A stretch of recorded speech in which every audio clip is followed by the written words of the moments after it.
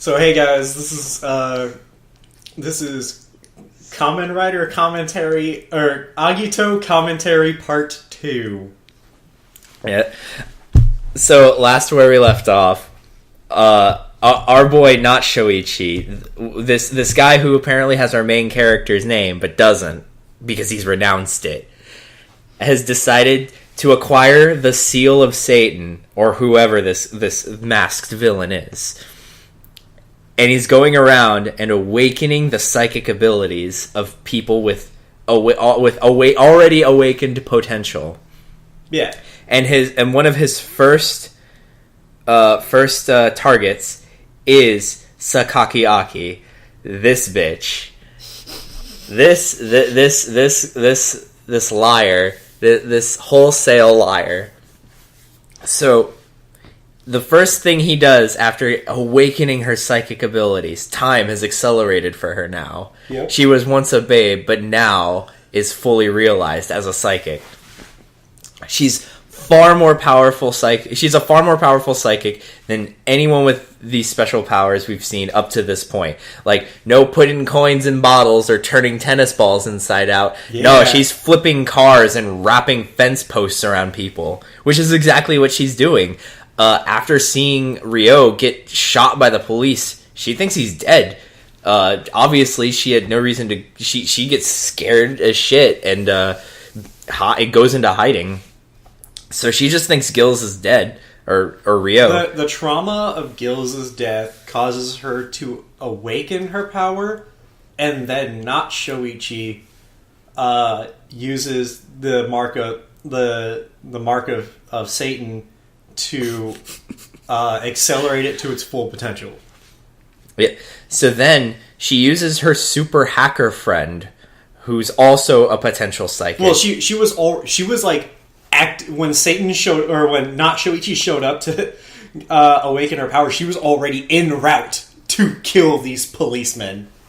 Was she? Yeah, she got in the. She was in the She got in the elevator to leave the building, and then not Shoichi walks in and just goes, hand of Satan. You're about to say hand of rejection. That's an old joke. That's an old joke. God, that's an old in joke of ours.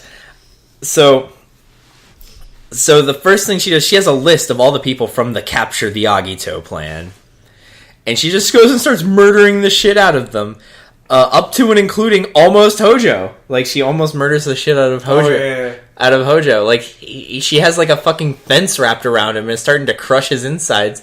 And then monsters show up and quote unquote save the day. Yeah. Yeah, these monsters show up and just save the day, and she's got a fucking dip. Otherwise, these monsters are gonna potentially kill her. Like, I don't think those monsters would have stood a chance, honestly. I don't know. I don't know, and the reason why I say that is because she gets got. Like, eventually she gets got. Like, I forget if it's like she starts running away, and then almost immediately meets back up with Ryo. There's a few things in between. It's not even. The things in between is eventually Shoichi is talking with Ryo about Aki, and he goes, "Oh yeah," because he's like dying back at the apartment still. He wakes up in the apartment, and then Shoichi's like, "Oh, what's up, man?" And he goes, "What are you doing here?" And he goes, "Well, I got the apartment key from Aki-chan, and so I decided to live here since we were boyfriend and girlfriend." And he goes, "Oh man, Aki-chan told me that we were going to get together." And then Shoichi at that point starts to have doubts over Aki's claim, or no, not that he has doubts. He starts to go like, "Well, I guess she was planning on breaking up with me. I guess." That's a safe assumption. Yeah, and then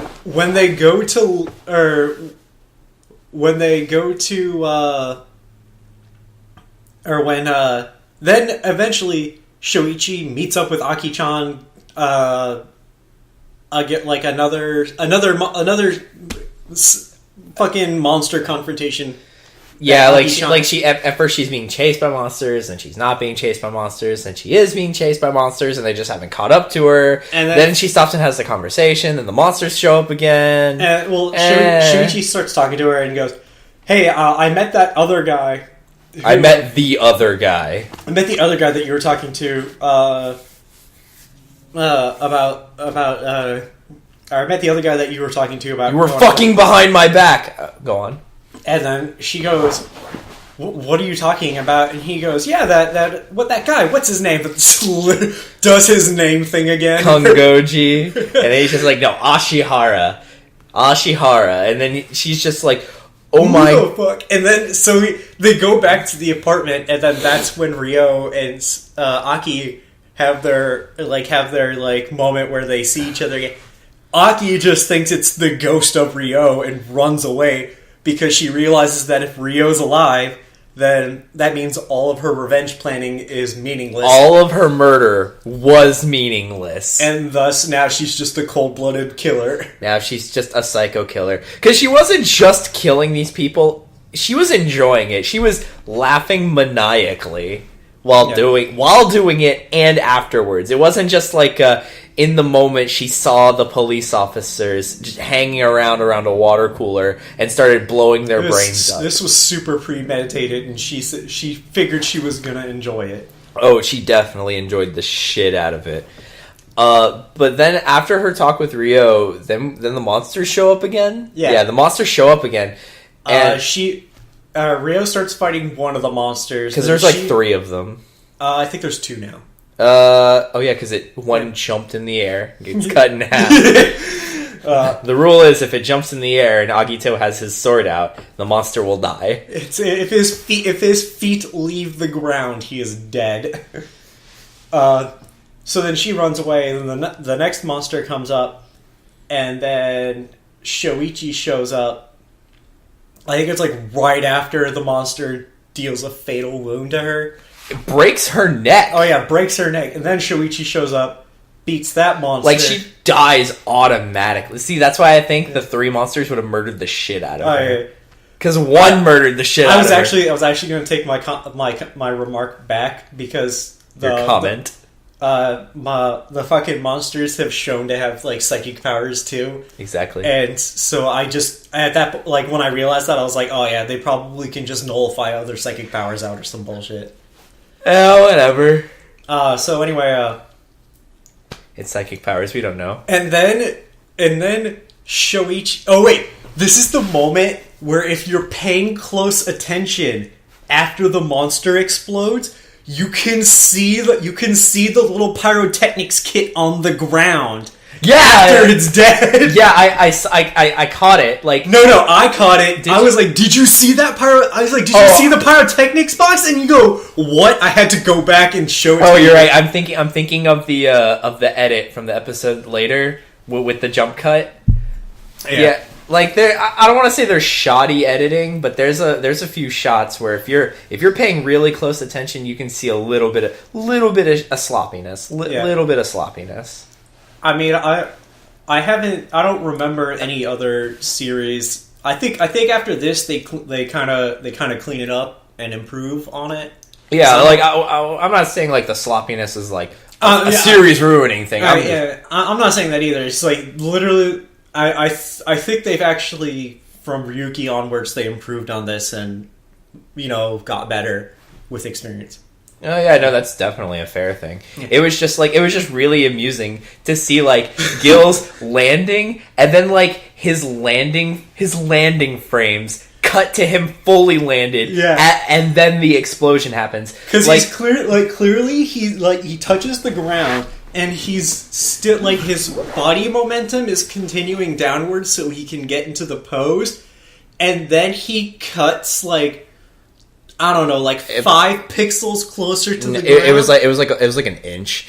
He suddenly cuts to an inch on the ground, and his momentum is halted. Then the explosion happens. It was something I only caught because it was in full motion. So when Alan was pausing and unpausing it, we didn't see it, and I'm just wait, no, I was play it normal, and then he played it, and then we both saw it, and we were just ah.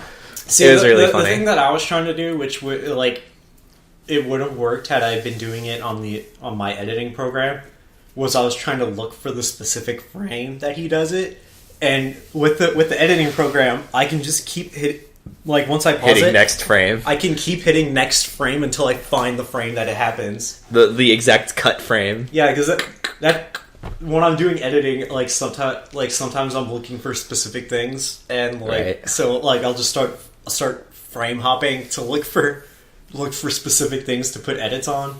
Oh yeah, and then the pyrotechnics box was actually really funny. Just we saw the box, he saw the box on the ground, and he's just like, "Did you see that?" And I'm like, I thought I did, but I'm just like, no, I don't think I did. Go back, and then we saw it, just right there on the ground.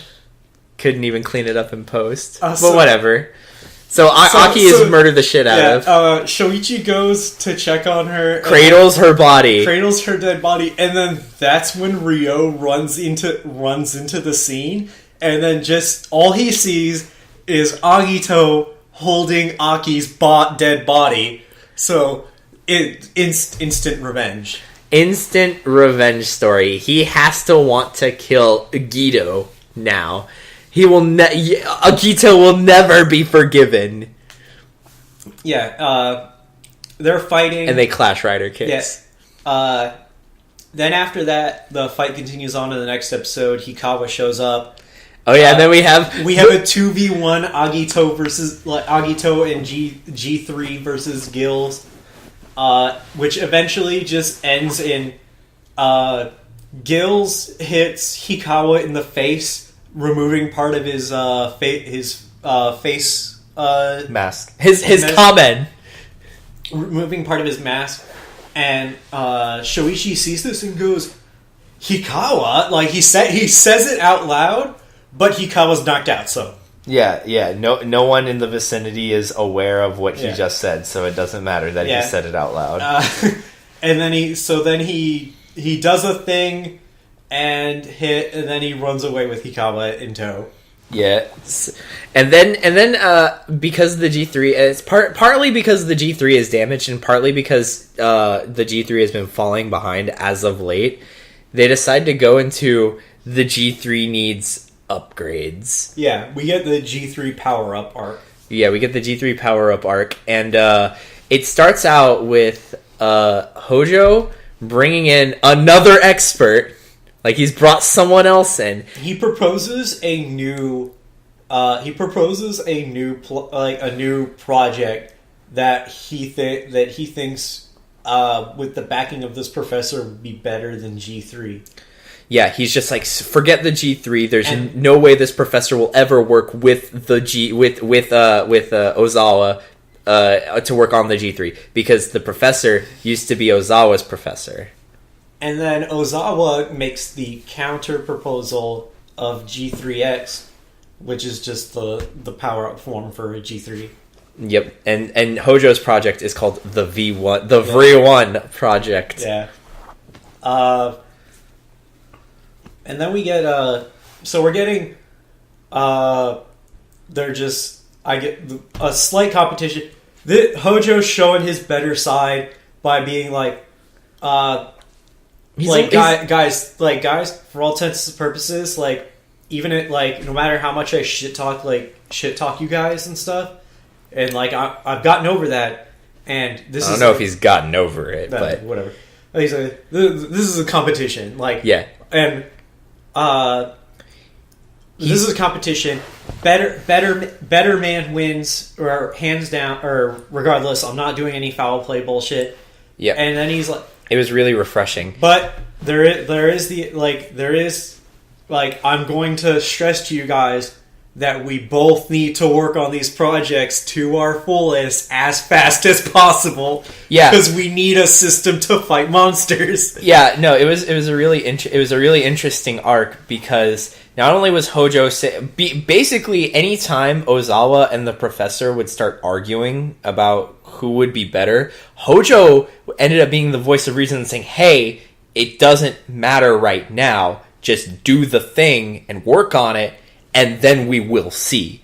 And Hojo is completely down for that. He is just we are going to see which one is better during whatever arbitrary competition we have. There's even an investigation scene where Hojo is with his partner. Oh God, what is his name? I should know his name because he's actually more important than he like. Kono or something like that. Yeah, whatever. He's with his partner, and then they're like, "Oh, it's another mysterious snag." And then Hojo's like, "He's like, oh man, I wish one of these projects was finished already so that we'd have something to fight these monsters with." And then his partner's like, "Man, you've kind of grown." Yep, he was always a true police officer at heart. Not yet, because he still doesn't eat the ramen. Oh, shut up! Whatever, whatever. So, what I do enjoy, like, that bit of character development from Hojo and the competition, because there are points where the V1 or the V1 project is up and running and the G3X isn't, for various reasons, including being so fucking strong that Hikawa is dying after he uses it once. So what's happening? Wait, before you go into that, but so the V1 project is up and running a little bit. So they send Hojo out in the V1, hey, we don't know which one's better yet. Whatever, just throw it out there. We need to protect the people, and they do, and it was really cool. Yeah. So it doesn't look like a Kamen Rider, so it's not cool enough though. After a night of drunkenly working on G3X, binge drinking. Basically, she gets wasted and then makes the perfect robot system. Yeah, that's actually what happened. She downs 10 beer. She downs 10 liters of beer. To motivate herself, she meets up with Shoichi, and then they have this heart-to-heart moment, and then and during this heart-to-heart moment, she is just downing beers. Literally, she's just another one. And then she gets a refill, and then we cut to Shoichi. We get one time she says another one, and then as the conversation is going, anytime she is not speaking, it is implied that she has the beer in her mouth because literally. She'll fit, Shoichi's talking, she'll finish one, and then the lady will bring out another one, she just keeps going. Yeah, it was, she literally downs 10 liters of beer, shows back up into the G3 trailer, sits down, pulls out her computer and starts typing, and then they're just what are you doing? And then she just, hiccups. It was adorable. She's adorable. Definitely good waifu. Yeah, so we get... And then we get to the point where when they're testing it out, Hikawa is sustaining injuries just from using G3X, and later, the implication is that because the G3X computer system, the G3X computer system is so involved in the operations and the actual operations of the G3X, it's supposed to tell you and assist you in the most optimal movements to fight the monsters, but Hikawa is so used to doing things his way that he's not letting himself be assisted by the G3X. He's in fact going against what the system is recommending, and thus he kind of clashes with the additional movements. I just realized it. Part of that they don't really bring up, but I think the actual reason is that the machine's movements are so optimized minutely that when because remember Hikawa is kind of clumsy. And he's always pushing himself in extreme into he's pushing himself forward, he wants to move as fast as possible. But as we all know, no matter how much you want to move, you are going to waste energy. And the machine's AI is so advanced, and it's technically wanting to move him so with such optimization that he's literally fighting the suit. And I think that was a really tiny thing. So that's what I think. So because he's not allowing the suit to assist him in his movements, and thus in certain cases technically he's moving against the suit. So he sustains, like, those are the injuries that he's sustaining. He is literally fighting a robot suit, the robot suit that he is in, to his fight. Muscles are tearing. Yeah, and they talk about the fact that you have to, like, to use the person who uses the G3X suit has to be 100% selfless, in that I still don't think that really makes that much sense. It translated poorly, because they should have said that they have to be able to let the suit assist them, and Hikawa's too selfish. I don't. It translates super bad. Like, I think I get what they were saying. It's like maybe Hikawa wasn't 100% selfless. Like, I don't know. Like, I do agree. It does kind of translate badly. I think, like, what they should have gone with was something more like someone who's not too inflexible. Because, like, Hikawa is definitely a selfless person. He throws himself into danger all the time. And it's part of the reason, and it is literally the reason he's in the G3 at all, is that he literally jumps into the middle of a localized storm and saved, 100 people or whatever the fuck it was. Yeah, so, like, that's why we think it translates poorly. In fact, it's to a point where, like, Hikawa, after he gets taught this lesson of fucking tofu, whatever, he goes, or eventually they're like, Ozawa's like, actually, Hikawa's not going to cut it for this suit, but I do have another candidate who is Shoichi. So, and then, like, I think the funniest part is Shoichi doesn't immediately shoot the idea down. Like, he's already a Kamen Rider. So when they tell him that he can save people, he sits there and thinks about it, and then, like, after he thinks about it for a minute, he's like, nah. Yeah, it was really funny. Like, he considers it, and it's just it's super amusing.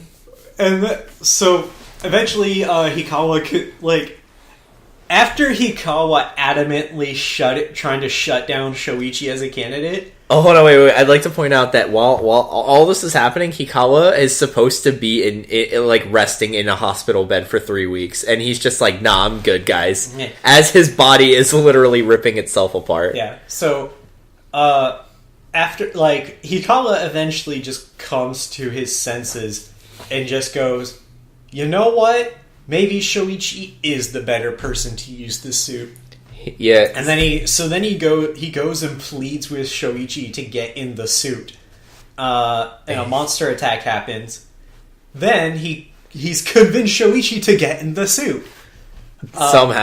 Somehow this flies. It's like even more egregious than the fucking than the motorcycle in Kuga. No. The Hikawa is actively going against orders. Yeah, exactly. Like he's not extra double fired. Yeah. I don't know. I don't know what to do with police. No. Actually, you know what? No, they've shown. I don't know if I want to say favoritism, but they have shown extreme lenience towards Hikawa throughout the show. Every time Hojo, like, the most egregious or the most, like, bad example of it was, like, when Hojo and the one guy are like, oh, Hikawa's theory is wrong because of one incident that goes against his theory, and they just immediately throw Hikawa's, like, theory out the window. Like, that's like but otherwise, every time Hikawa has a chance to be back in the suit, the police give him the chance to be back in the suit. Like, when they take it away to give it to Hojo, the literal second Hojo was, like, not good enough, they were like, Hikawa, you're back. The literal moment they were like, hey, look, do we have any people who we can pilot the G3? Hikawa, you can have it back. And then I think we also learned that they were like, hey, if we're gonna pick the V1, put Hikawa in the V1. Like they show. I would love that if the V1 turned out to be the G3X. Oh my god. That would have been stupid. But a little amusing. But yeah, they show a lot of favoritism towards Hikawa, so he was just like, hey, look, I couldn't wear the suit, I was dying. So I threw this one guy that Ozawa said could pilot the suit, and he piloted the suit and saved somebody. So, Shoichi pilots the suit and beats the monster. Literally zero problems. Then when asked about it, he goes, man, you did great, you have such talent. And he goes, I don't think I have talent, I think a monkey could do it. And the line of thinking there is that it's more the if you just kind of like stop thinking, the suit does all the stuff for you, basically. And so the suit just can beat a monster by itself. Yeah. It just needs a body inside of it to let it go. To do the thing. Yeah. Yeah.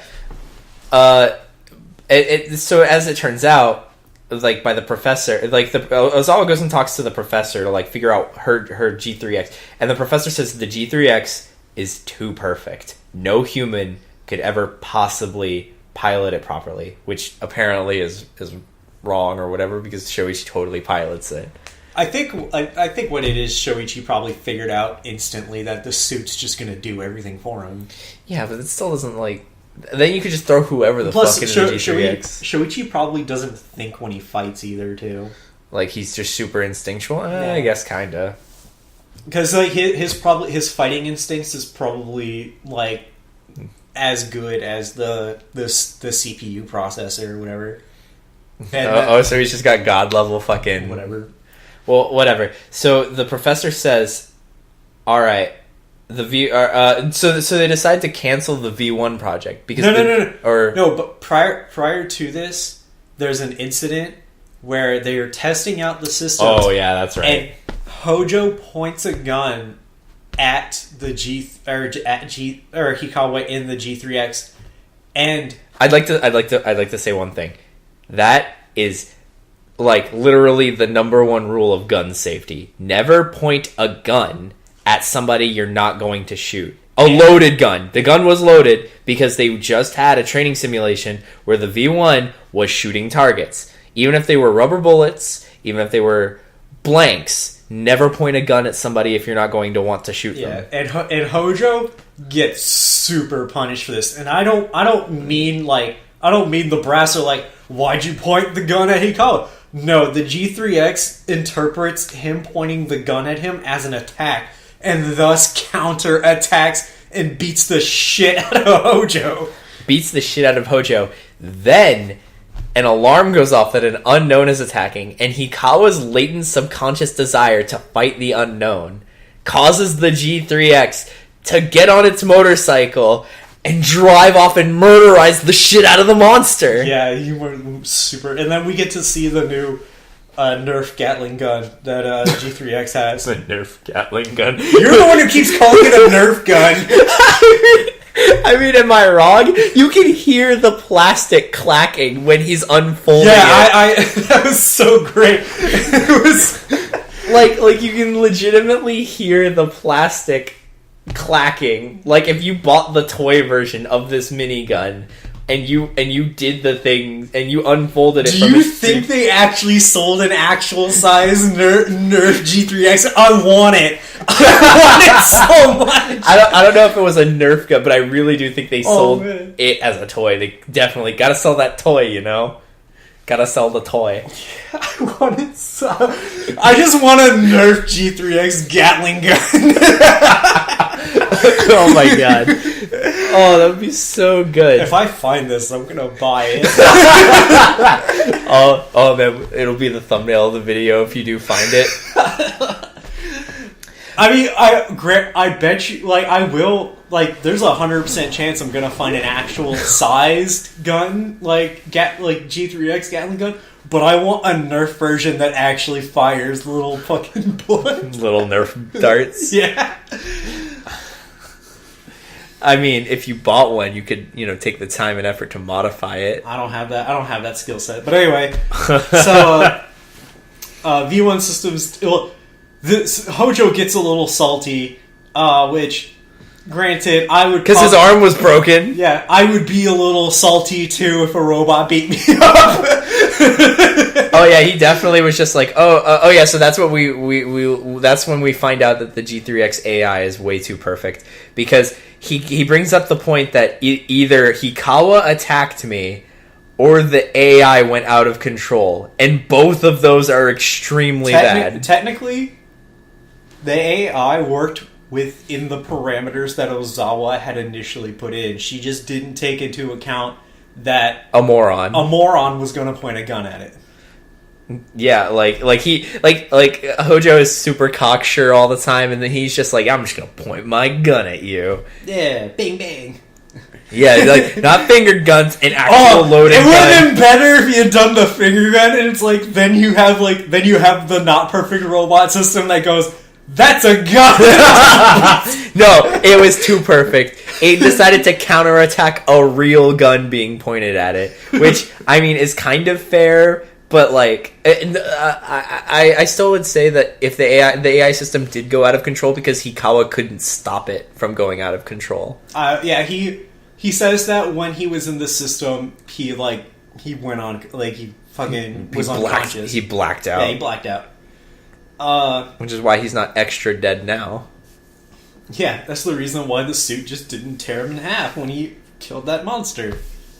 Also, he didn't really put in a lot of physical effort. He just held up the minigun and shot the shit out of... But also, he shot Agito. Agito was fighting the monster, too. Because, I guess the system can't distinguish Agito from monsters. Which... Friend from foe. Yeah. Again, working within parameters, just the parameters weren't set up right. No, the parameters were perfect. Yeah. The AI knew it wouldn't hit Agito. We get Ozawa's professor giving her the dumb chip. The dumb chip? Yeah. Is that what you're going to call it?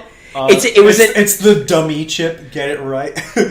He handed her a chip that was an AI dampener, so it limited the capacity for the artificial intelligence in the G3X. Yeah. So it could be piloted by normal people and not fucking rip them in half whenever if they didn't pilot it perfectly, like Shoichi can. Oh man, I would have loved it if we had gotten Kohai-kun getting in the suit. No, he would have died! Operating it perfectly, and it's only because, Kohai-kun doesn't, Kohai-kun isn't, that smart, and, so he can easily blank out his mind. He goes, I came up to the monster, I got so scared that I kind of stopped thinking, and the suit did everything for me. It was perfect.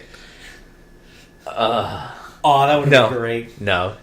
Little Kohai-kun will never get a chance to shine. Oh no, not until the very, very, very end of the series, and it's not even to an important capacity either. Well, anyway, so the G3X works perfectly now. Hikawa can pilot it and not die, and Hikawa's still the perfect candidate for literally the suit was so perfect, but they had the perfect pilot, but the perfect pilot couldn't pilot the perfect suit, so they had to reduce the abilities of the suit so Hikawa could pilot it. Technically, Shoichi is an even more perfect pilot, but he's a civilian. The G3X system hinders his ability to fight monsters because his Agito form's too good. Yeah, his Agito form is actually far more powerful. The G3X system is just a limiter. That would have been really funny if Shoichi did pilot the G3X, and he's just time to reveal my true power, takes off the G3X, turns into Agito.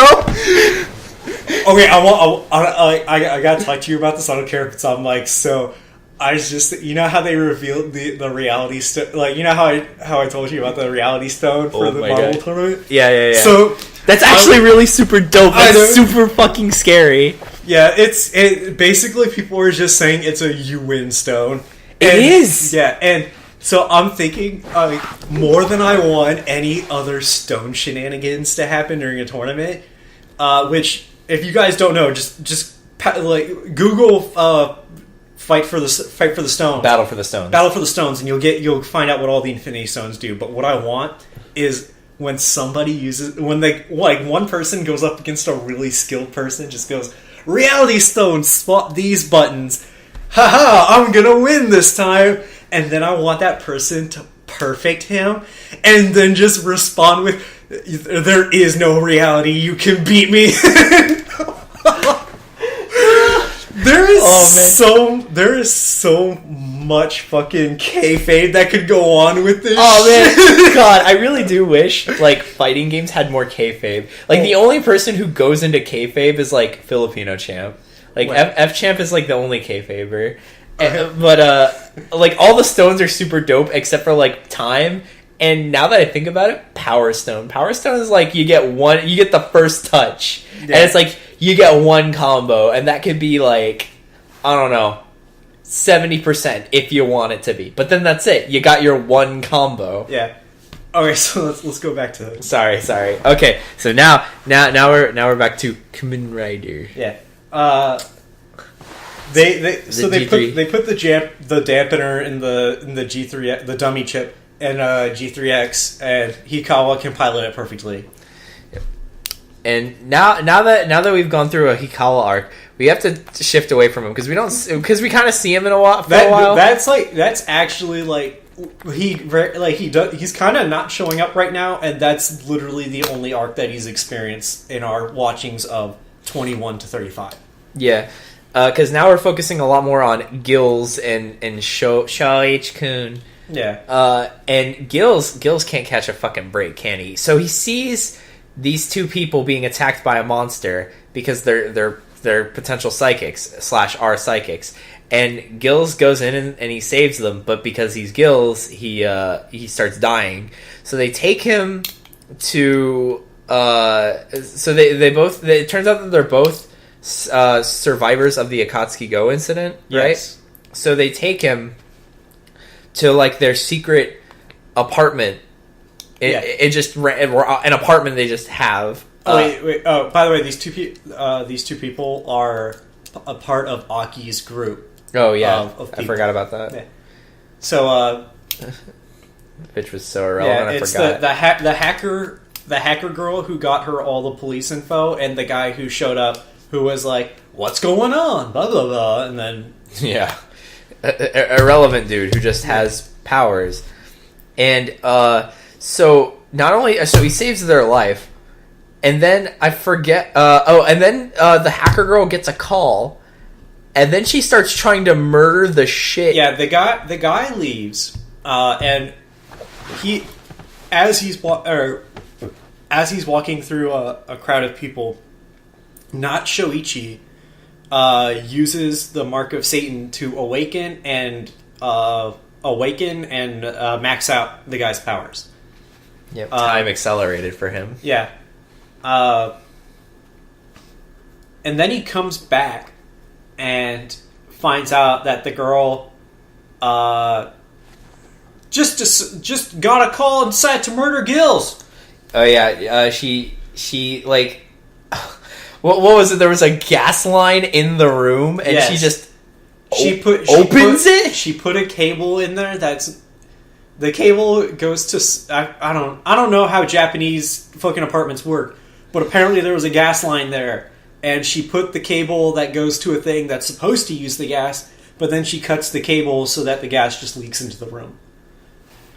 Oh yeah, that makes a lot more sense than what I was thinking. That she just that she just turned a faucet on for the fucking carbon monoxide or whatever. And when the guy comes back, he smells the gas, goes, "What did you do?" and then goes to save Gills, and then she's like, "Oh, Kino-san told me to do it."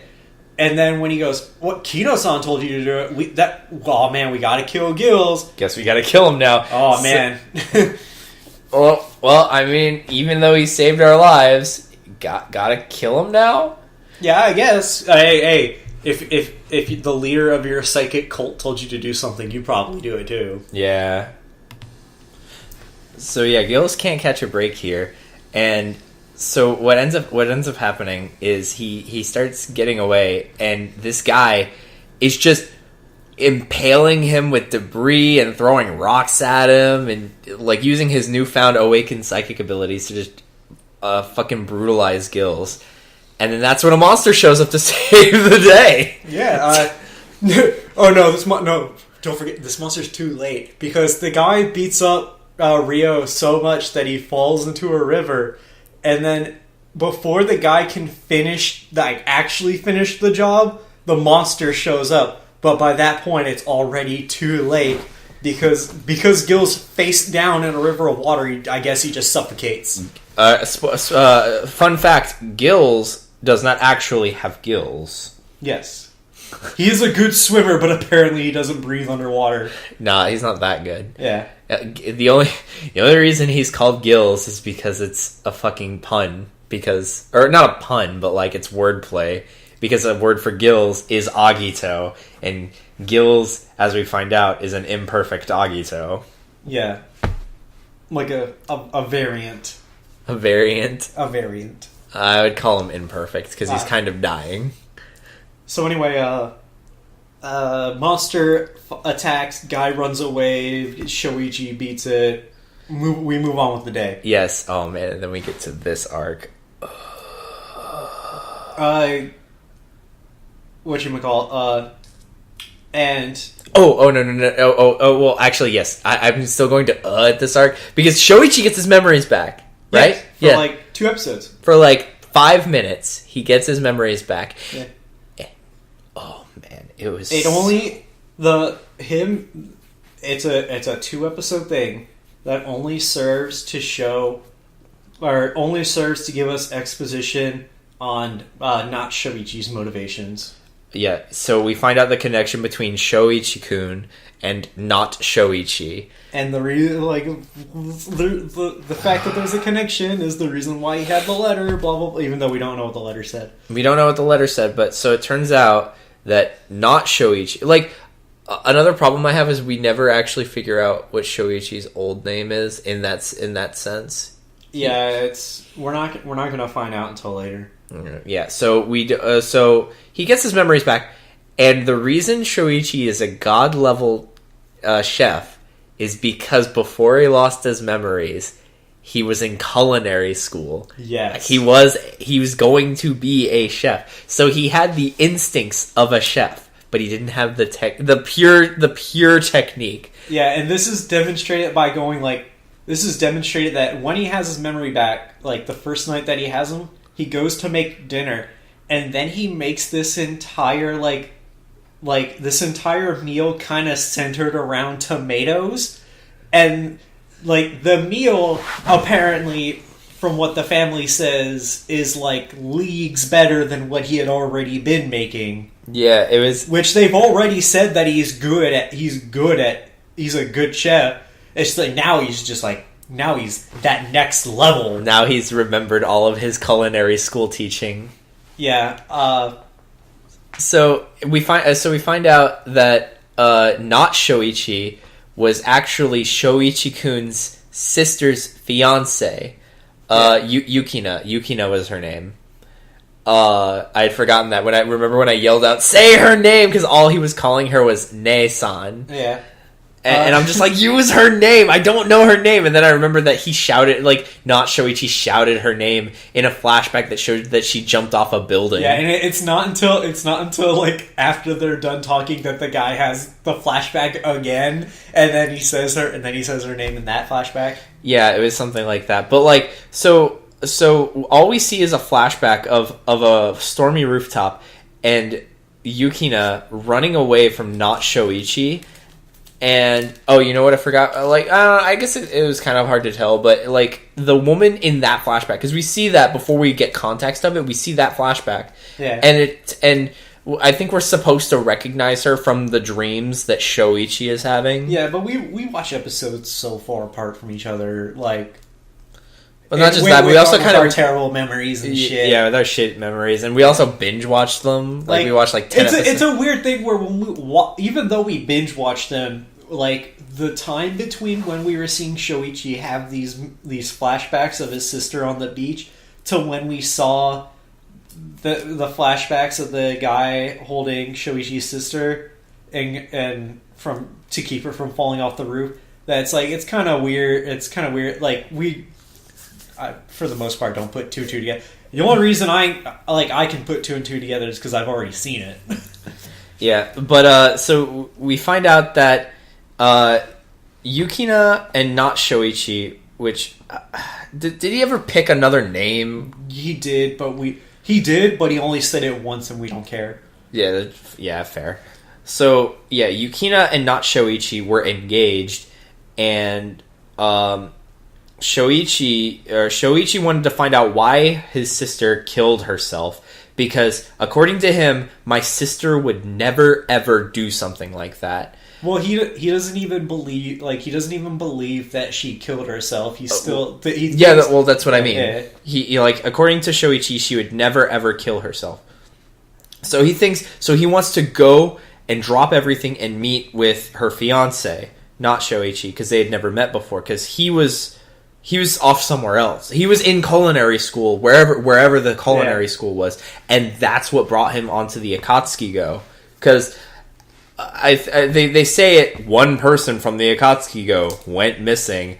Shoichi washed up on a beach. I guess we can't. Yeah, obviously you're supposed to put two and two together. Shoichi was on the Akatsuki-go. He was a survivor of that incident. Yeah, he got. I believe that how it showed him having to take a ferry to get to not Shoichi. Yeah, I believe that's where the Akatsuki-go was doing. Like that's what he was doing. He got on the Akatsuki-go to go to that place, and then the accident happened. Yeah, that's exactly what happened. Yeah. So he goes. All right. So what's particularly bad about this two set of episodes? Okay, so he gets his memories back. So after he gets his memories back, he makes the dinner and he goes and wants to talk to the fiance, to not Shoichi. Then, literally, he's sitting in that guy's mansion. He's waiting for this guy to get home, and a monster attack. He dips out, fights gets a new form. By the way, now it's Trinity form. Yes, it's when he's using both.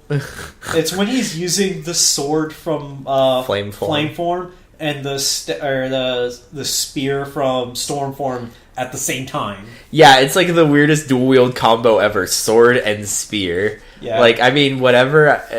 It looks kind of weird, but like whatever, it's fine. It worked. It was a decent upgrade to Trinity form. But all right, so then he kills the monster. Then the next episode, and that's the end of that episode. Then the next episode happens. He goes back, and then has the conversation that presumably would have happened an episode ago. This goes back to one of my first complaints about the show. The monster attacks. The monster attack had fucking no importance whatsoever. It was just a monster attacking. Like the only reason for this monster attack to happen was to show us Trinity form. And even then, they just could have done it in this episode, which we got Trinity form again. Yeah, all right. No. See, the real reason we got Trinity form that episode didn't have any action scenes up until that point. Oh yeah, I mean, that entire episode had no action scenes, and obviously this is a kids show, and kids are goldfish, and they won't pay attention to something that doesn't have shiny explosions and super cool fight scenes. So they had to make a super cool fight scene tossed in at the end, and it hurts the narrative. And I know we're gonna. I particularly am going to complain about the show doing this, or shows in the Kamen Riders in general doing this, because it's gonna happen eventually later on. I know for damn sure. And the show's going to suffer based on the fact that it's. I don't want to say a toy commercial, but it's a toy commercial. Yeah, like it's half toy commercial, half tokusatsu. Like it that's just the nature of the game. Like if it sells toys if it sells toys, it will be popular and produced to sell more toys. Like that's just going to happen. That's how things work. Shows in the past, American shows even have been canceled in the past simply because they didn't sell toys. Young Justice was canceled because it didn't sell the toy. Wow.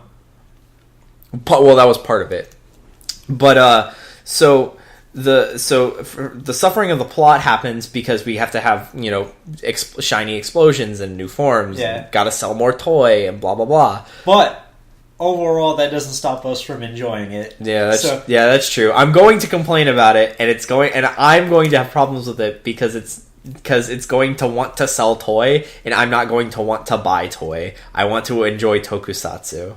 Yeah. So anyway, we get to they have the conversation.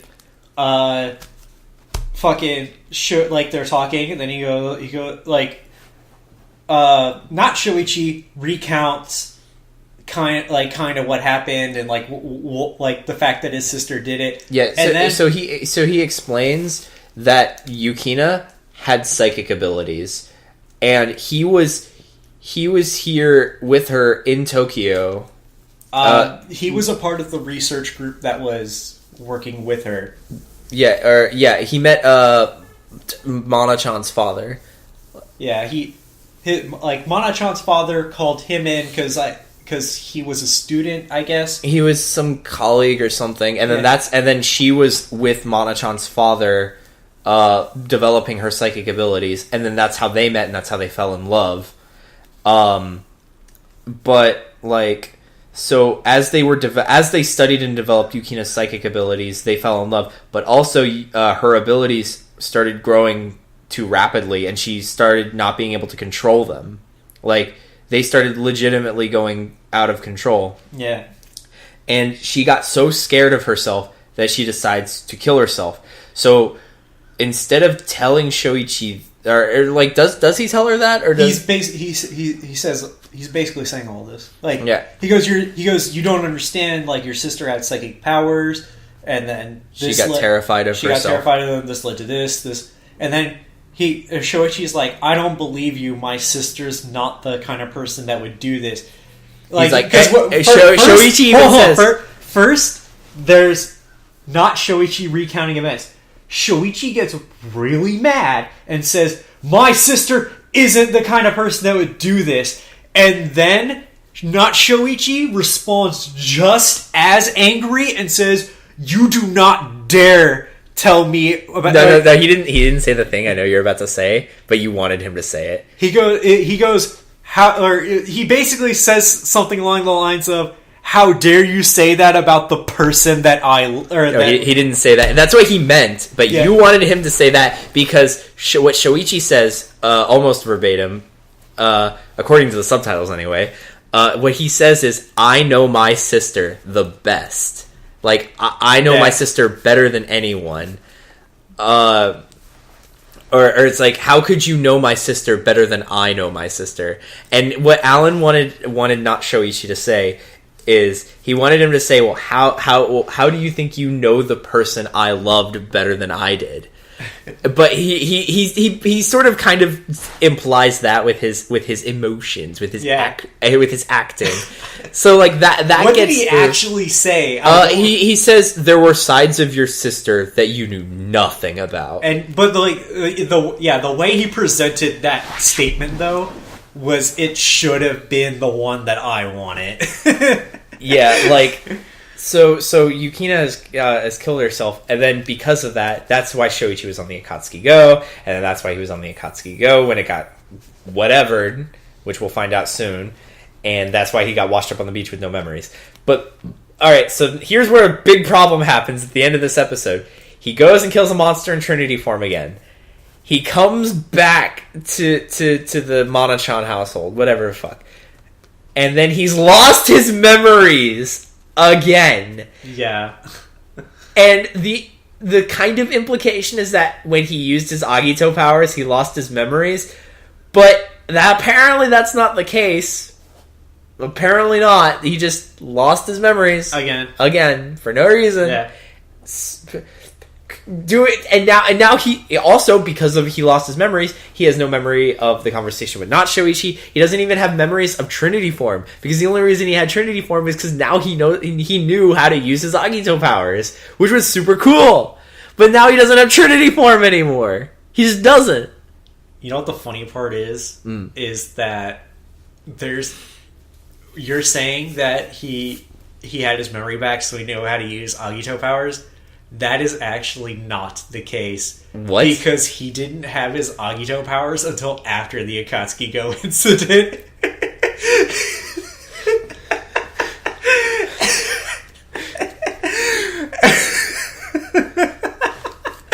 I wish you guys could hear this as he's just looking into the sky and doesn't even know what to do with his life anymore.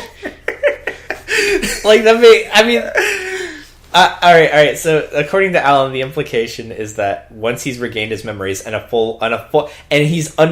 now he understands who he is, he can now evolve and change himself. And that's why he gets new powers. I say that him having his memories is hindering his power from actually working. Him having his memories is hindering him? No, him without his memories is hindering his power. Okay, I thought you said the opposite. Yeah. But because everybody in most Japanese media, you don't unlock your full potential until you accept who you really are. Yeah, that's something that Japanese media really wants to push, like forever and always. Even now, 15 years after 16 years after the show came out.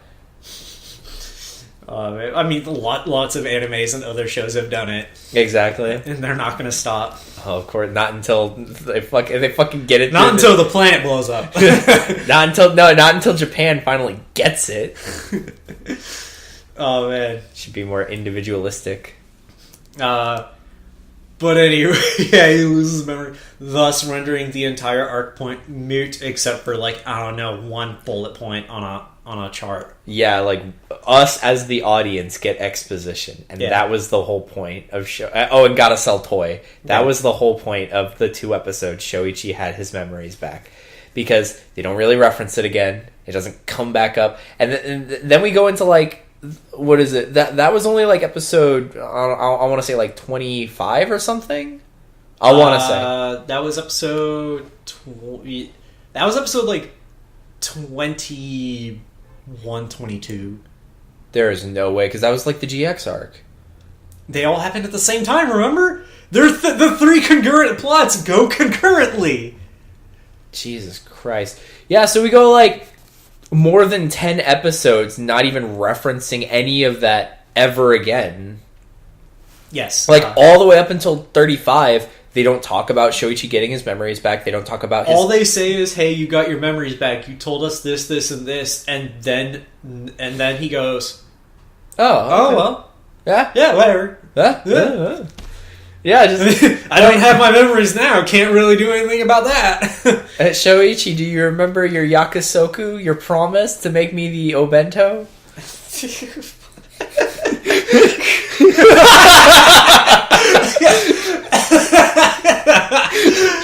Oh, man.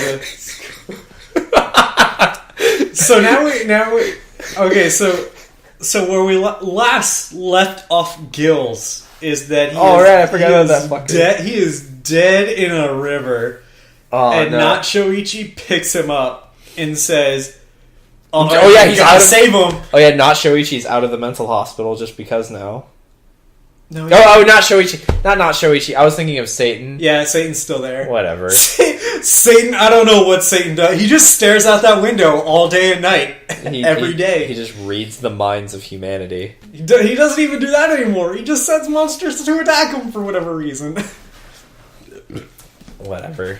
But anyway, so fucking Nashuichi pulls Gills out of the water. Pulls Gills' corpse out of the water. Cold and goes, dead. Gotta revive Gills. He will be of great assistance to mankind in the future. So then he goes and talks to the Akatsuki Go group and says, guys, you don't understand. Gills isn't a monster. Gills / Agitos aren't monsters. That's just your guys' inevitable evolution is after you have your powers. Yes, in this universe, if you have psychic abilities, you can become a Kamen Rider. Then they go, so you guys need to clean your shit up. You motherfucker, go use your powers and try to revive Gills. And then that doesn't work. Oh yeah, because the guy who tried to murder the shit out of Gills also has god tier healing abilities, but only for himself. No, he can do it on other people. He's not good enough to revive people from the dead. Oh yeah, he's not double god tier like our character later. Yeah. And then not Shoichi goes and awakens Mana's powers. Yeah, he just finds her. I mean, granted, he has the mark of Satan, so I figured he can just do that. Yeah, but now he's gone to Mana-chan, who's tennis. Yeah. Who's part of the tennis club now. for all of 5 minutes. Yeah. So he's awakened her special latent abilities, and so after that happens, all right. So I'll get into it when we get there, actually, because I have another argument now. I have another argument about this arc. Hold on, wait. No. Don't. All right, guys. I'm just gonna say that before we started this, we had like an hour-long argument over this arc and how bullshit it was. And I was as soon as he said that statement, I was ready to pause it just in case this was going to be another hour-long. I promise it won't. When I get to it, I'll say it, and then you'll say your thing, and then I promise that unless your thing is stupid, I won't argue with it. Okay. Granted, I'm going to be honest with you. What I'm going to say is probably going to be stupid, because don't forget, this is a children's show. You are absolutely correct. Okay. So he awakens Mana-chan's powers, and now all these bitchy tennis players are shitting on her because she can't play tennis as good as actual tennis players, because she never actually played tennis before joining the tennis club. So I kind of get it, but they're still being bitches. Because if you join a sports club, you are expected to be at least bare minimum competent at the sport that you are joining. And she was not. Yeah. Objectively speaking, she sucked. But they were still being excessive bitches. But after that happened, like, things start psychically flying out of nowhere and doing, weird shit. And obviously Mana thinks, oh shit, maybe my powers are going out of control. And then that's when that's when Hojo shows up, and he's just like, hey, because he had been talking to his partner who was still investigating the death of Mana-chan's father, and he basically just decides that he's gonna help his partner with the investigation because he needs something to work on. Yeah, he needs something to do. So he's like, oh, I'm gonna look into it.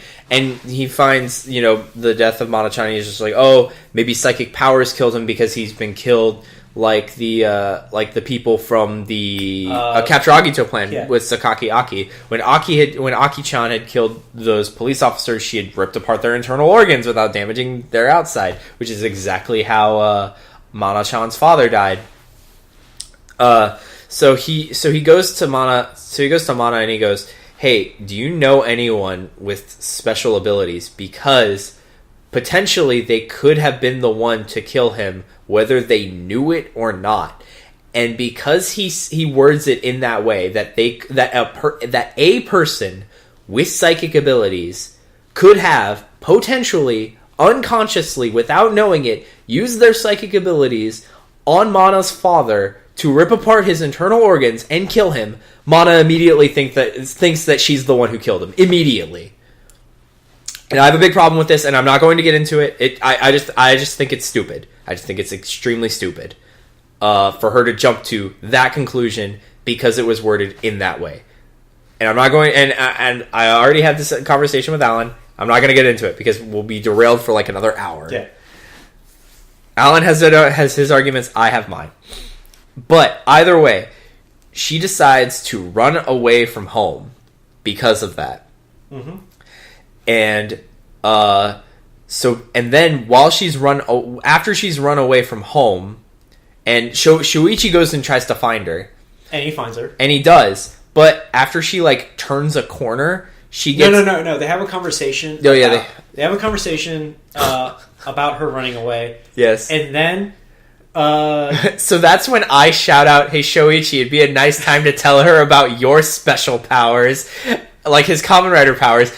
And Alan reminds me, Scott, she's known since episode 3, and I go, wait, what? She has? And then this is to show you, because her knowing it's not until you said it the third time that I reminded you about it, because you, over the course of the next 2 to 3 episodes, you said this 4 or 5 times, and then it's not until the 4th time that you said it that I'm like, then I start to think to myself, he's honestly forgotten that she already knows. I had legit forgotten because her knowing was such a big thing in the beginning, and then it's just like, oh yeah, she just knows whatever. Yeah, sure. It was a 2-episode arc, and then nothing's happened for like 30 some odd episodes. Yeah, so I legitimately forgot that she was already in on the secret, which is again, so she knows that Shoichi. It's what makes this even stupider to me, anyway. Yeah, because then it's just like, oh, no one knows how I feel. I have special powers,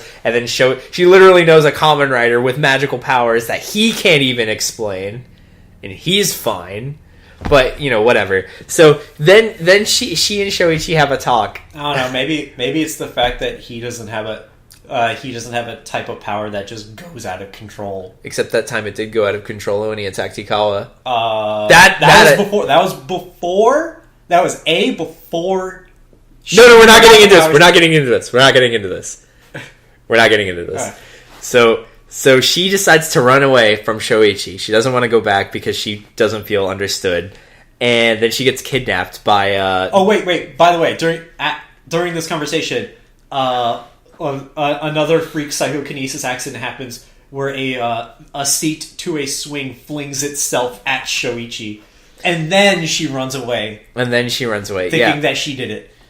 Yeah, which, obviously makes no sense. But there's a reason it doesn't make sense. But whatever. So she gets kidnapped by these Akatsuki Go people and taken to their super secret underground, but not underground apartment. It's not even super secret. It's just an apartment. That would be the joke.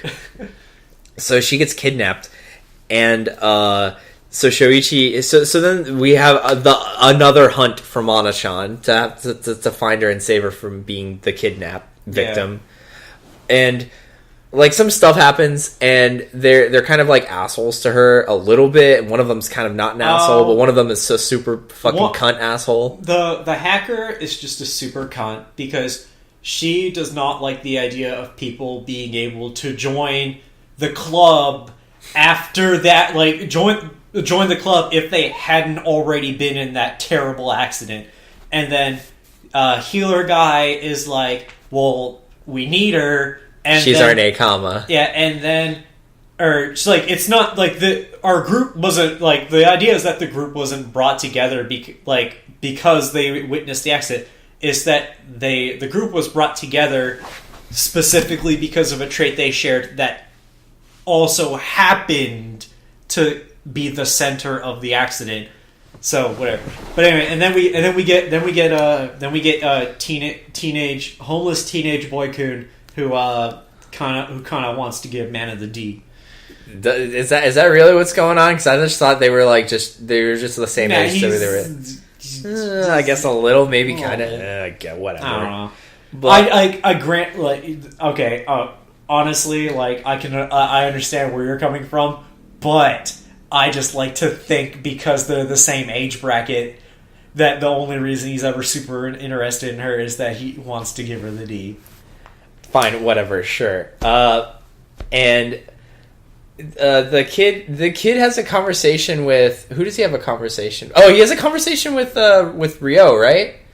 Or no? Who does he have a conversation with? And they were like, oh, what are you going to do with your psychic power if you awaken to your psychic powers? And he's like, oh, I'm going to get back at all the people that hurt me or made fun of me or whatever. And then this is real. This is later. This conversation's later. Really? Is it? Yeah. All right. So anyway, shit, man, you're right. So then when eventually healer guy goes out and says I have to do a thing. Then he comes back after Hacker Girl was a super fucking cunt to Mana, and then when he comes back, she goes, "Oh, why do you have me here?" And he goes, "Oh, we're the same as you," and then shows that they have psychic powers. And then she goes, "But why'd you have to kidnap me?" And he goes, "Oh, we need you to do something, but seeing as you're less accepting of this situation, I'm not going to stop you from leaving." And then she leaves, goes, "Those people have psychic powers like me," and then comes back. All right, so then not Shoichi comes in, and we actually get a few scenes of them finding out where Mana is, banging on this apartment complex door, and saying, "Hey, Mana, come back to us." And she talks to them, doesn't she? She says, "I'm not coming back yet," or some bullshit. No, she's talking to the teenage boy. Yeah. So either way, they know Mana is there, but they can't do anything because she wants to stay. She's a minor. Huh? She's a minor. Yeah. That's another thing I just thought of. That's the problem. The police they couldn't just break in with the police because she was a kidnap victim. But either way, no. I'm not gonna. If she says that she wants to be there, it is technically not within their rights to bust down the door for no reason, to use the police power to bust through the door. I don't know if her because legal, Hikawa doesn't have proof that they kidnapped her. There's no actual proof that they kidnapped her, just that they picked her up and took her somewhere. I guess if she's not technically there against her will anymore, even if her legal guardian, I don't know. I'd have to actually look that up, but whatever. That's maybe that's something I'm actually wrong about, me not knowing how kidnapping laws work or runaway laws work or whatever. But I'm pretty sure that if a kid runs away from home, the police do have the ability to bring that child back to their legal guardian. Even technically, because I think even if it's technically against the child's will, especially if that legal guardian isn't doing anything to endanger that child. But whatever. Again, that's probably something that might just be something I'm wrong about, considering runaway laws. So then not Shoichi shows up and says, "Hey," and goes up to Mana and says, "Hey, we need you to do a thing." So he brings her to Gills' corpse. Yep. And this is the thing I was going to say. Alright, maybe it's just sheer fucking coincidence, but how did he know that she had the double god level healing ability to bring the dead back to life? Was it just... I mean, it probably could have just been sheer chance. I think that's what it was. Because I think... I think he's just... It's it. There's a... it's the same question of how does he even know that somebody has psychic powers? Maybe the mark of Satan is just giving him the information that he needs. Yeah. It's literally he was bestowed a power by a deity. What explanation do you want? Yeah, I don't know. More than zero explanation. Because it probably tells him what powers they have, but probably not their actual potential. I don't know, whatever. That was just another thing I had thought of. This entire arc is kind of stupid. It does serve to bring Ryo back to life. Which I didn't even have to die in the first place, honestly. He definitely didn't have to die in the first place. But there's even an entire episode that is a flashback that is telling Gills that he is dedicated to live, and then he's still dead. Yeah, I know. It was great. that was actually a really cool. Episode. This is the flashback episode where he tells the kid that he's going to live and find out the mystery. Tells some kid that he's going to live is the same episode that he's drowning in water and dies. I just really like that episode because the fight scene is really cool. Him sliding onto the beach, just from off screen, it was really cool. The transformation sequence that we haven't gotten in a while, where he summons the Gills as a stand and then they swap places or whatever. I always love that transfer. I don't know. I don't want to say I didn't like it at first. I just thought it was really weird and funny at first. But now I do like it. I do like it a lot. So that was the return of that transformation sequence. Because I really liked that episode, even though that episode had no bearing on anything whatsoever. It kind of had bearing. It had the same amount of bearing as Shoichi getting his memory, but we like it far better because it doesn't.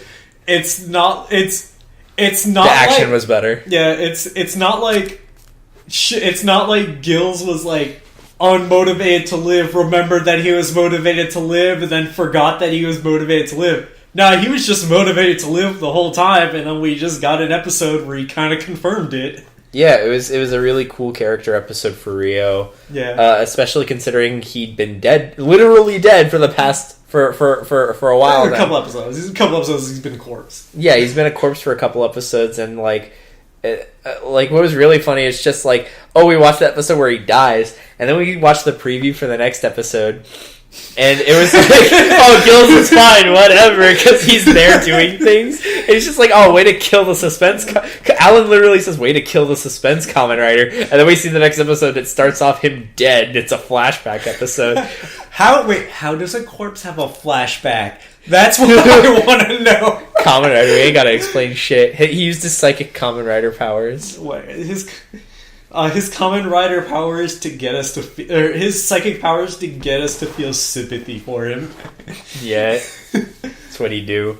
But so Rio's back to life after Mana-chan uses her double god level, because remember, god level healing didn't bring him back, but double god level brought him back. Oh, let's be honest, this guy didn't have god level healing. It got rolled back to like S tier. Mana-chan is the standard for god tier. I mean, you could argue Satan is maybe the level for God tier, but bringing back the dead is pretty God tier. Is quite literally divinity tier, yes. Yeah. So, after that, Mana's just like, okay, I did the thing, I'm gonna go back.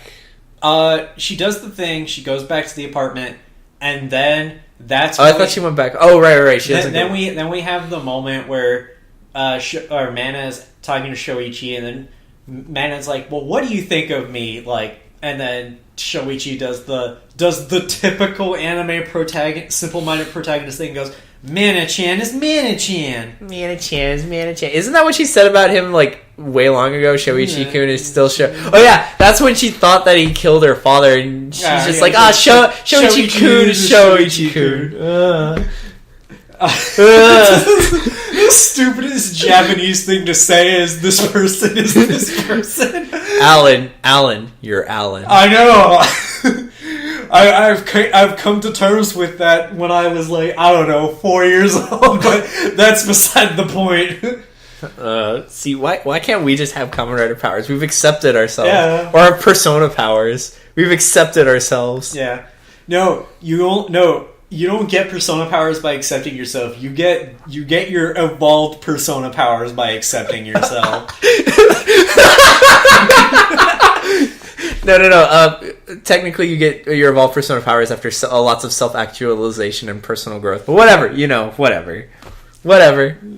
Wait. No, yeah, you're right. I am wrong. You get it through personal growth, and then by growing as a person after you have your Persona powers is when you get your evolved Persona powers. Yes. Yeah. But anyway, so Persona having little bearing to do with Kamen Rider. I don't know, man. Gills is probably Ryo's Persona. Anyway, so facade to face life's hardships. Yeah. We get after a heartfelt conversation.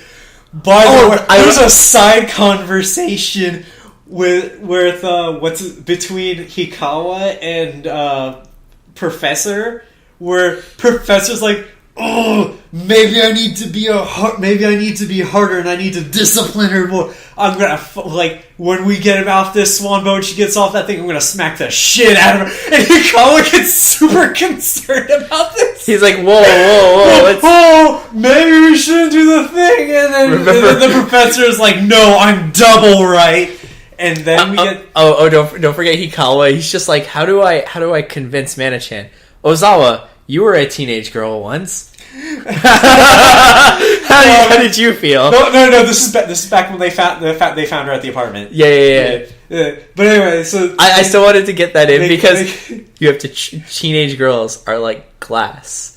And like she said, like stupidest fucking Osawa says this. He's just like she says this like whole speech about how teenage girls are like glass and they're fragile, and the simplest of things can send them into spirals of depression just because. And nihilism. And then Hikawa like repeats that phrase. He's like, Mana-chan, I know what you're going through.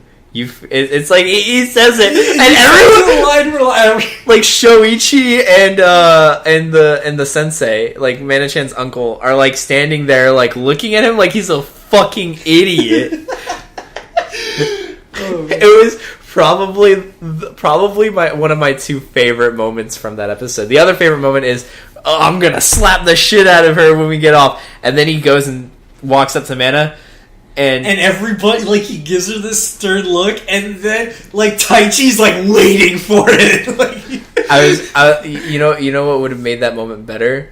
Is if he just pulled her into a hug. That's what he did. Did he? Yeah, he said, I'm sorry about all these things. Oh, no, but I would have been, protective, like, just latched onto her. But that's not what happened.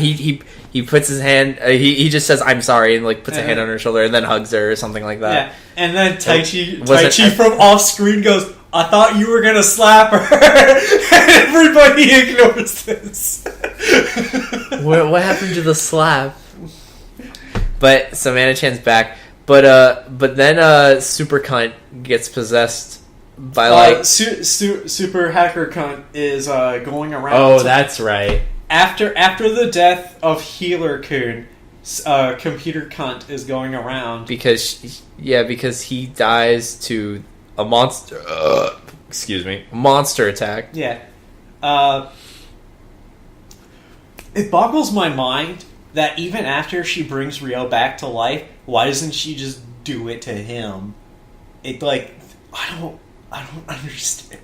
This arc was the worst. It's like you have your problems. That's my problem. It's like it's the Aerith Phoenix Down thing. Why don't you just do the thing? All right. So my defense for Aerith Phoenix Down is that in battle, when you die, you're not dead. You're knocked unconscious. Whatever. Anyway, so we get Super Cunt going around to the other members of the Akatsuki Go club, and every one of them she visits, either she finds dead or is dead within minutes of her arriving. Yeah, and she starts freaking out, and then it turns out she's possessed by like one of the super upper tier monsters. Yeah. Like a Beelzebub or something like that to Satan. Like super archdemon tier. Yeah, I guess he's so strong that he doesn't have a body at this point. Why doesn't he have a body? I don't know. I assume it's because of By the way, this guy who showed up triggers PTSD from Shoichi of events at the Akatsuki Go. Like, this is the monster that attacked the Akatsuki Go. So I assume that, if I remember correctly, maybe Shoichi beat him at the Akatsuki Go technically, and then still ended up in the water, lost his memories. And then that's the reason why this guy doesn't have a body. I forget, honestly. Maybe I might accept that, but whatever. Because you know when Shoichi originally at the start of the series when he's using his powers, he doesn't have, like, he's unconscious and in trance. Yeah. Maybe the first time he transformed, he was in a trance and then beat the guy and then fucking ended up in the water. Yeah, but I thought didn't you say him not having his memories was a hindrance on his powers? His memories weren't technically gone until he ended up in the water. I think you're splitting hairs now. Well, whatever. God. Anyway, so we end up in a situation where this guy's like, eventually he just meets up with Satan and goes, "Hey, can I have a bit of Satan power up, to stick it to these Agitos?" And Satan's like, "Here you go." Yep, and he just starts bitch slapping all of the riders. First he fights Shoichi, and Shoichi literally cannot compose himself enough to fight this guy. Smacks him around. Then he eventually fights Gills, and fucking it's this moment. Oh, it's this moment where. Oh no! There's another whale creature. There's another marine creature attacking people too. By the way, I forgot about this one. Yeah. So that one's not Shoichi comes across this guy once, freaks out, says basically makes the decision, this guy scares me, I don't want to fight him, leaves, and then the guy goes to Satan to get power from Satan. And then fucking I forget how Mana-chan knows. Mana-chan, Shoichi comes home, right. And he's being a literal scaredy cat. He's being a bitch. He's playing Go with himself. Yeah. He's not fighting monsters. He's not being himself. And eventually, when Mana-chan confronts him about it, he tells her, and then she goes, "Oh, well, I got just the person to help you." And, then Ryo gets Ryo to fucking show up and protect him, and it's while Ryo is assigned to protect him that Shoichi prior to Ryo actually going "Oh, I'm protecting you from now on." Shoichi just kind of he says that, Shoichi brushes it off, and then just a monster attack happens, and Shoichi just runs off. And then Ryo's like, gotta follow him because I gotta protect him. And then, eventually, he comes up to the other marine creature that's killing people, and turns into Agito. And when he goes to turn into Agito, Ryo basically comes up behind him, or comes up in the background, and sees Shoichi turn into Agito and goes, "He's Agito? Fuck."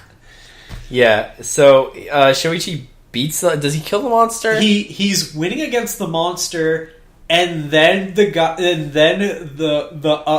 Uber tier guy shows up. Oh yeah. And he's like, he goes, "I got a body now! Time to kill you.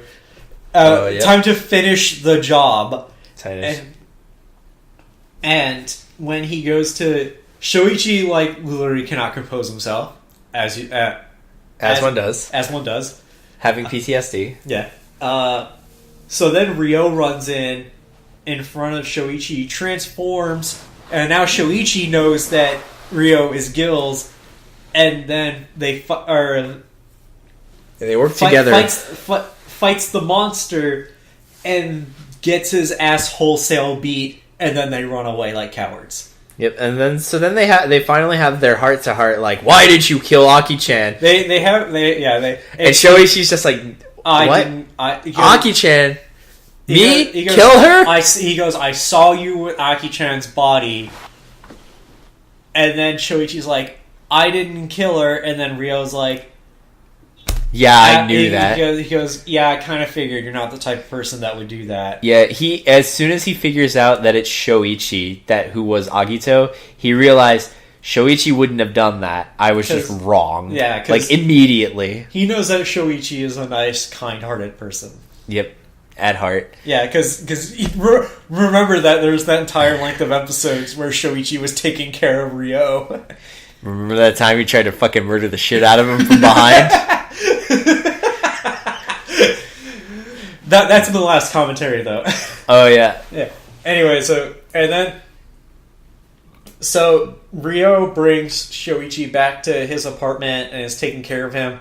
And then they have a talk of... Shoichi goes, "So, after you got your powers, what's... how have you been handling this?" And he goes, "Well...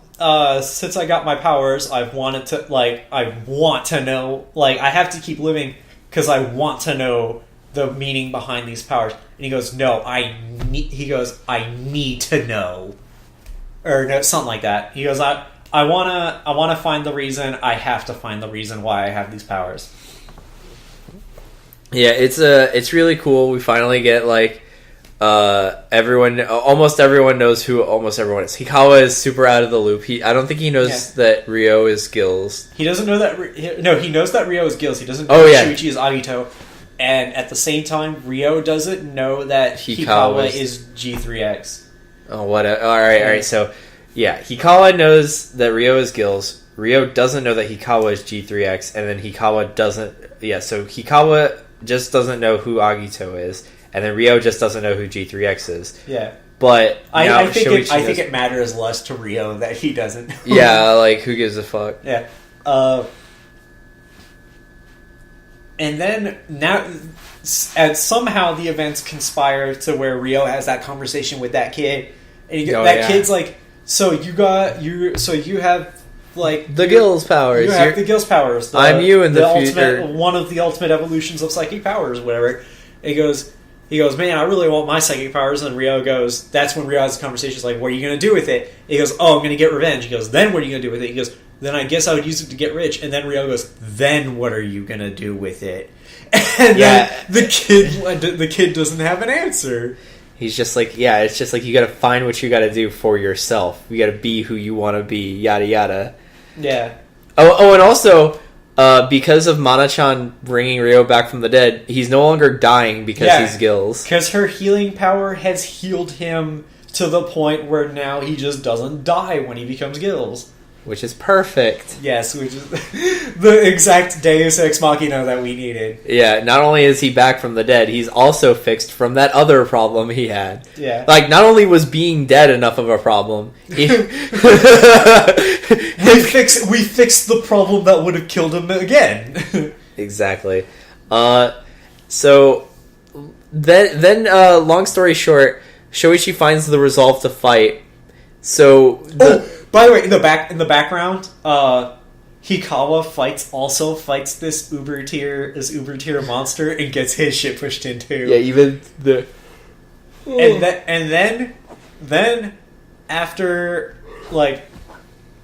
then Ryo and Hikawa They team up to fight this super tier monster, and it's pushing both their shits in. Then we get Shoichi talking to Mana-chan, and Mana-chan had brought him a bento, and then he's reflecting on Ryo's words about accepting not being a little bitch, not being a whiny little cunt. You know what? I do think he has a little bit of justification. PTSD is a bitch. Yeah, almost dying's a bitch. So then he's like, to put it mildly, then Shoichi gets his resolve, and then we get the best fucking thing ever. Oh, where he runs in and he's got no. Remember before this, he goes, he's holding the bento, and then he's like, he goes, I need to eat this bento to get my energy back. Then we get the Agito battle theme playing as he is shoving this food down his throat. And it's not even he starts eating, the battle theme plays, and then we cut to to fucking Ryo and Hikawa fighting. It's just the theme playing. The theme playing while the theme plays and the camera continues to look at him as he eats this food until he's done. Yeah, it was actually fantastic. I forgot about it until you just brought it up. Oh my god. Where he's got the obento. And so he finishes eating the obento, and he comes up to the monster with the resolve to face it. Then he gets burning form. Yes, he gets his new form, burning form. It looks pretty cool. I like it. It basically looks like Agito, but if Agito was made of magma. Yep, covered in a magma shell. Yeah, so he gets his burning rider punch. And by the way, Hikawa and Gills are half dead on the ground. Yes. The scene is Shoichi runs in while they're knocked out on the ground, so they don't have a chance to see Shoichi run in and henshin, so Hikawa still doesn't know.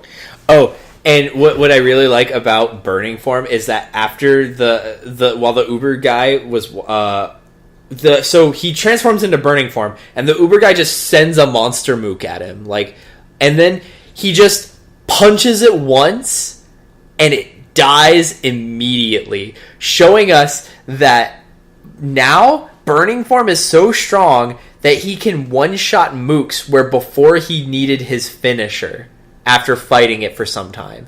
Now he can just... Technically, that punch is a finisher. It wasn't a finisher, it was just a normal punch. No, it's technically a finisher. It wasn't on fire, it wasn't burning. No, he Burning Formed the Uber monster, and that's why it died. No, he burning punched the mook monster, and then he summoned his weapons and attacked the other monster, or attacked Uber monster. You're right, I forgot. See, guys, this is what happens when we wait. This is why we need two of us and not just one. Yeah, we have now we have an entire brain between us instead of half each. Yeah. So the Uber monster gets its ass kicked immediately. What is Burning Form's weapon again? Some kind of big dual blade scythe spinneroonie thingy? Yeah, that. Some kind of big ass, weird weapon ass thing, like a Beyblade. So the Uber monster gets his ass kicked and goes back. He gets swallowed back into Satan. Yeah, and now he's got just all right. So that was about episode 34 when that happened, right? That's 35. That's where... No, 35 is now what we're on. Oh, yeah, that's 34. 35 introduces... Okay, so Rio... What is it? Rio passes by an accident or something? Yes, he passes by somebody who got attacked by a monster. He saw the monster attack happen and the monster ran away immediately. And so he goes to help the person. And then this guy... rides it, or he just shows up all in black with Matrix sunglasses. He I want you to know that although there had been a slight suspicion, Scott did confirm to me that he had no idea that this guy was going to end up being a rider, even though prior to this episode, I looked up after after Shoichi got Burning Form and beat the monster. That preview for the next episode plays. In the preview does show that this guy turns into a Kamen Rider, but the problem is that Scott wasn't paying attention. So I said, I did when I saw him. All right. So I'll get. This is important to know as we're watching. Yeah, as we're explaining this episode. Okay. So he So they have this dying person, and Rio and this guy bring this person to the hospital, and he barges into where right before the surgery is about to take place, and he's just like, a surgeon of your level could never do this surgery, and he's just only one person in the entire world. No, he goes, somebody of your level cannot do this. Knocks him out. He knocks him the fuck out. Then he does the thing where he punches. You know, any anime character has this power. You punch somebody in the gut hard enough that they just lose consciousness. Yeah, that's how that works. All right, the best part about this is the guy is in a regular shirt and jeans or some shit like that. He's in regular clothing. But then when we cut to the operating room, the doctor had scrubs and a mask on that were green. For context, in case you don't know, surgeons wear green scrubs when they perform surgery. I mean, unlike medical examiners who wear blue. So he's in his green scrubs, and then then he gets knocked out. Then when this guy shows up to the operating table, opens the door wearing custom black scrubs. Gloves, and face mask. He didn't take the... So he walks up to the operating table, and they're like, oh, I thought Dr. whatever was going to do the thing, and he's just like... he can't do this. He can't do this. I'm going to do this. And they're like, and they're like, who are you? So they go in, are about to call security, and he goes, do you want this patient to die? If not, then trust me. And then he turns to one of them and he goes, how long was this procedure supposed to last? And they're like, an hour and 40 minutes. 2.5 hours. Or yeah, it was like some obscenely long time, well, maybe not obscenely long. I don't know how surgeries are supposed to be. Yeah, they're supposed to be a long time. Yeah, but it was like an obscene. It was like a surgery time, like 2 hours, 3 hours, something like that. And he's just like, I'll only need 40 minutes or some shit like that. Like I was like, and then after he says that, like everybody in the room is kind of in sheer disbelief. Like and 40 minutes to save this guy's life, and then they're about to call security, and then he goes, hand me the scalpel. And then somebody hands him a scalpel, and it's like, what? And he does the thing. He saves the patient's life. So he walks out, and Ryo is still there. And they both walk to their motorcycles. That's when I start having my suspicion, because then I don't know why you immediately brushed this off. I didn't brush it off. Like, I was having my suspicions. I'm like, because they had been talking about like your suspicions must have been minute, because your reaction at the end of this episode just made me go like, how suspicious were you really? I was suspicious, but like seeing it was just like.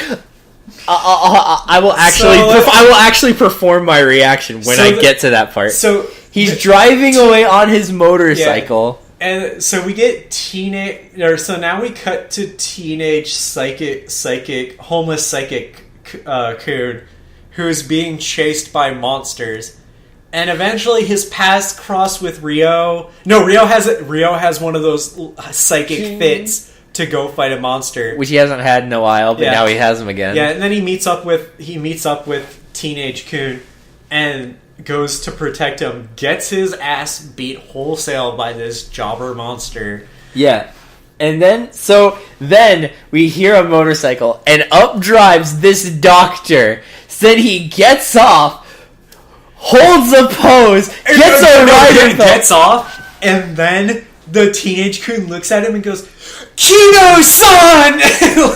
And we're like, that's the guy. And then he poses. He gets a rider belt, just like Shoichi. Ryo's watching him like, what's going on? What's happening? And then he goes, Henshin. And then he transforms, and I just go, oh! And I literally was like, my